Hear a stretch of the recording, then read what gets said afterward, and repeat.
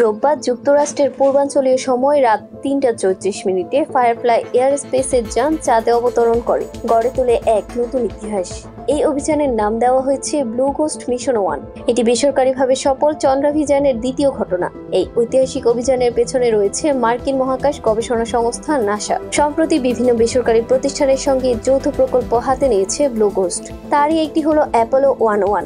ভবিষ্যতে চাঁদে আবারও মহাকাশচারী পাঠানোর পরিকল্পনা রয়েছে আর্টেমিস মিশন এর মাধ্যমে।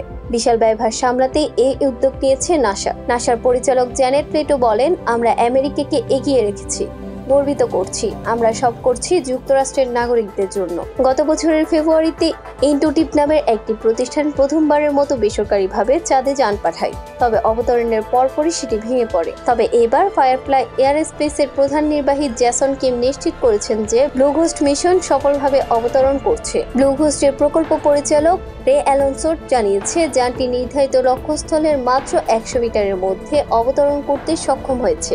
এই যানটি 45 দিনের জন্য নাসার প্রতিনিধি হিসেবে কমপক্ষে 10টি বৈজ্ঞানিক অনুসন্ধান চালাবে। এসব গবেষণা মূলত চাঁদের পরিবেশ ও ভবিষ্যতে মানুষ সেখানে সম্ভাব্য বসতি স্থাপনের সঙ্গে জড়িত।